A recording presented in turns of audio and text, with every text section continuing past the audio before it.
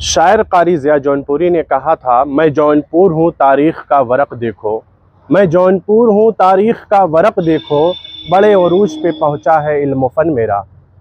अपने दामन में शर्क़िया व मुग़लिया दौर की शानदार यादें समेटे हुए तारीख़ी अहमियत का हामिल रियासत उत्तर प्रदेश का ज़िला जौनपुर, जो ज़माने क़दीम में शिराज़े हिंद, दारुल इल्म, दारुस्सुरूर, देहली सानी जैसे नामों से मशहूर व मारूफ़ था, जहाँ इल्म हासिल करने के लिए तालिब इल्म दूर दराज से जौनपुर का रुख किया करते थे और अपनी इल्मी तशनगी को बुझाते थे। लेकिन वक्त की सितम ज़रीफ़ी कहिए या सियासी व समाजी शख्सियात की लापरवाही कि यहाँ कायम तारीख़ी इमारतें आज अपना वजूद बचाने के लिए अहले जौनपुर से चीख चीख कर आवाज़ें लगा रही हैं।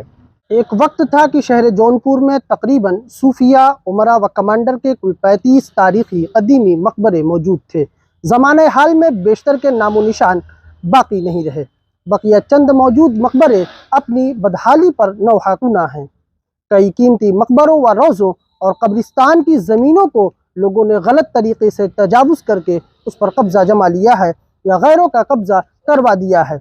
शायद यही वजह रही हो कि पहले के लोगों ने ये सोचा हो कि हमारी आने वाली नस्लें इन ज़मीनों की हिफाजत करने से कासिर रहेंगी, जिस बिना पर उन्होंने इन अराज़ियात को वक्फ कर दिया था। आज हम अपने इस ख़ास एपिसोड में बात करेंगे मकबरा जमाल खां लोधी की, जो शहर के मोहल्ला बलोच टोला में वाक़ई है। जमाल खां लोधी के हवाले से मौरख़ीन लिखते हैं कि जमाल खां लोधी अफ़गान कौम से थे और शुरू ज़माने में बहलोल शाह लोधी के अमीरों में शामिल थे, मगर सुल्तान सिकंदर लोधी के ज़माने में किस्मत का सितारा औज और बुलंदी पर पहुँचा कि शहज़ादा जलाल वल्द सिकंदर लोधी के उस्ताद मुकर्रर हुए। मगर जब सुल्तान बारबक को सिकंदर लोधी ने कैद किया तो उनकी जगह अपने बेटे शहज़ादा जलाल खां को जौनपुर की हुकूमत सुपुर्द की और अपने उस्ताद जमाल खां को जौनपुर की फौज का सिपहसालार मुकर्रर किया। चूँकि जमाल खां मर्द दूर अंदेश और दिलेर थे, अक्सर जंगों में कार-ए-नुमाया भी अंजाम दिया था और शहज़ादा जलाल खां के उस्ताद भी रह चुके थे, इसलिए ओहदे सिपहसालारी से तरक्की देकर ओहदे वजारत से सरफराज किया और सल्तनत के तमाम उमूर को सुपुर्द करके खुद बराए नाम बादशाह रहा।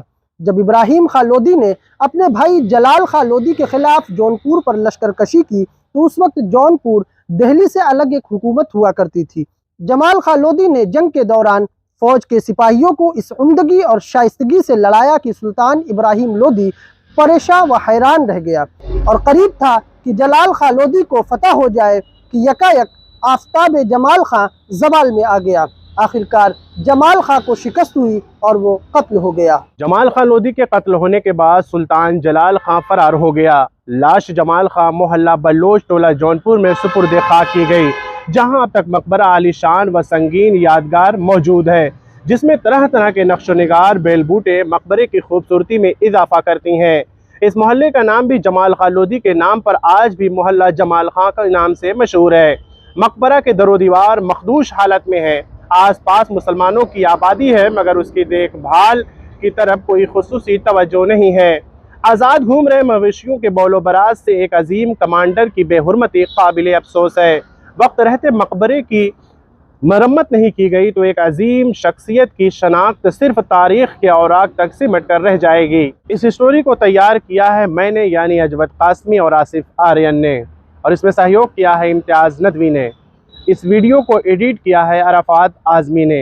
दीजिए अपने मेज़बान अजवत कासमी को इजाज़त, फिर हाजिर होते हैं आपकी खिदमत में किसी दूसरे एपिसोड के साथ।